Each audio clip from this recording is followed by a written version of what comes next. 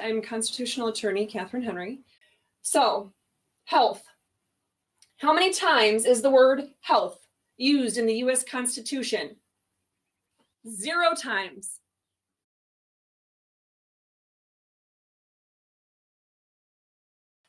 Zero. How can public health be something that the government has authority to mandate, control, do anything with, when the word health isn't even in the stinking Constitution? Let's think about this. It's common sense.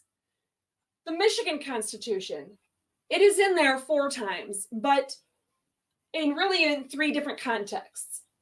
Natural resources. COVID has nothing to do with natural resources, right?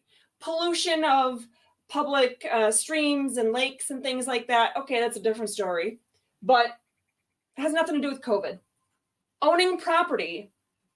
Well, if we need to have a municipal hospital or something of that nature, then the state or city or township or whatever can own a hospital to serve the public health. And again, Article 4, Section 52 of our state constitution says that we have to make laws that are suitable for the public health. It's not suitable to make a public health law that is not constitutional. Welfare, a lot of that's that second term that people use in terms of making all these mandates and restrictions and requirements. It's for the public welfare, the greater good. The U.S. Constitution only uses that word twice. One is to promote the public welfare. When you're promoting something, that's like if you are promoting your newest invention, or you want to sell Restore Freedom t-shirts, and you are so excited that you have these really awesome purple and black Restore Freedom t-shirts and you want to promote them. So you do ads on Facebook and you do ads on all kinds of social media and you do email blasts and you go to different events and you have a table or a booth and you're out there telling everybody, and you're posting business cards on displays at gas stations and restaurants, and you are telling everybody about these awesome Restore Freedom t-shirts. You are promoting the sale of those shirts. You're not forcing somebody to buy them.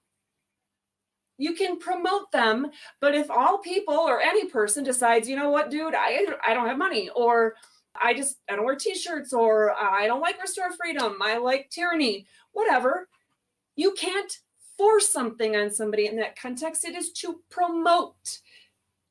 The word means the same thing here. It's to promote the general welfare. The government is supposed to promote the general welfare. And pay for. That's the other context it's talked about. If you look at that provision of the U.S. Constitution where it mentions the word welfare, it's talking about providing for. Like when you go out and you earn a living and you are providing, let's say Mike and I are married and have no kids.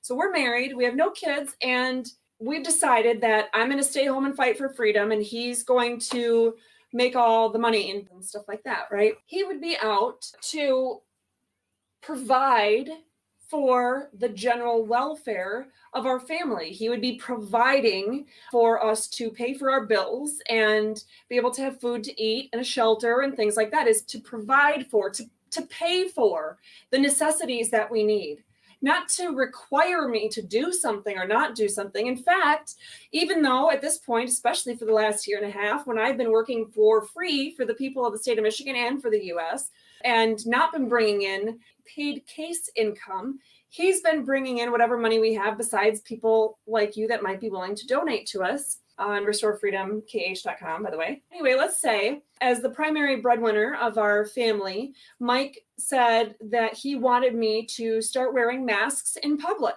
Hey, Mike, come here for a second. So Mike, pretend for a minute that you want to tell me, as the primary provider, breadwinner of our home, that you want me to start wearing masks when we go in public. That's pretty hard to say. Just try. Especially in front of you. Just pretend. We will start wearing masks.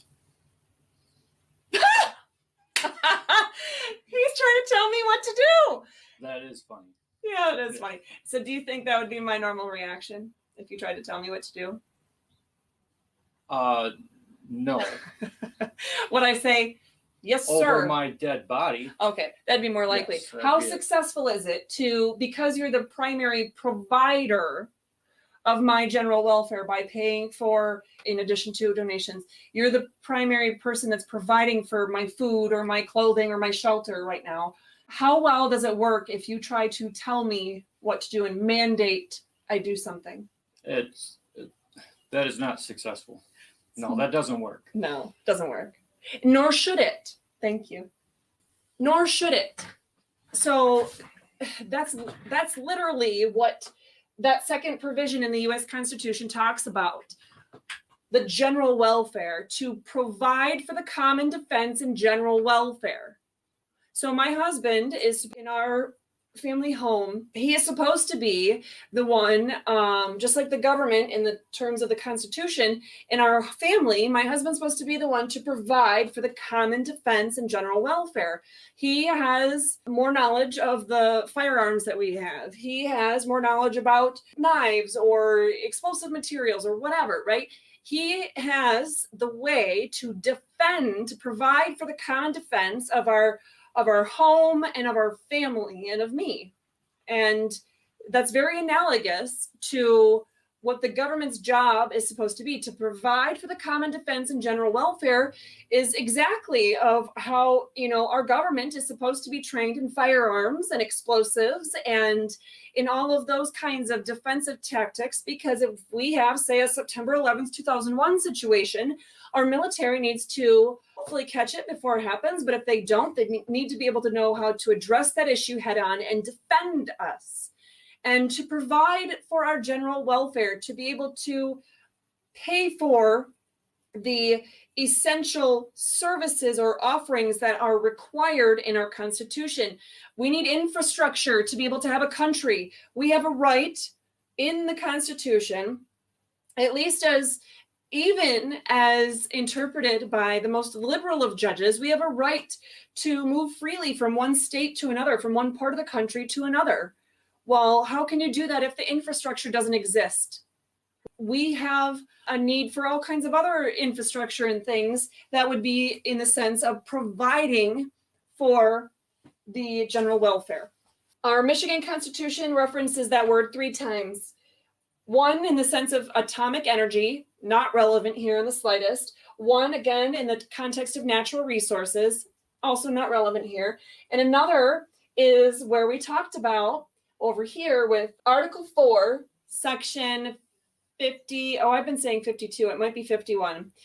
Anyway, Article 4, Section 51 or 52 of our state constitution, where the legislature, it says that the public health and welfare are important, but then it goes on to say that it's only suitable laws regarding public health that are allowed to be passed.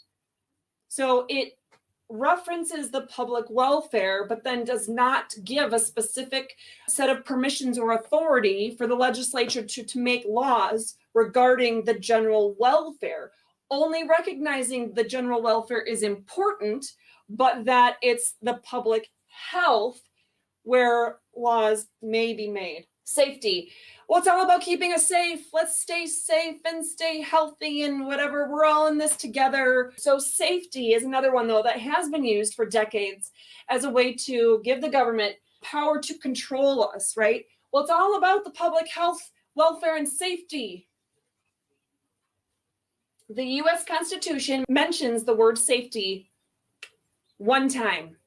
And that's referencing if the public safety so requires, the writ of habeas corpus may be suspended. Habeas corpus has nothing to do with whether they're going to try to require us to wear masks. Michigan Constitution, that word safety is in there 6 times, but really only in 3 contexts that might be remotely, arguably relevant. 1 is actually habeas corpus, again. 2 is the natural resources provision that we talked about. And 3 is to own property. So in this case, it would be like if the sheriff's department or police department had a police station, or the sheriff's department had a building that housed the sheriff's department and all of their personnel and their equipment. That gives them the ability to own property for the public safety.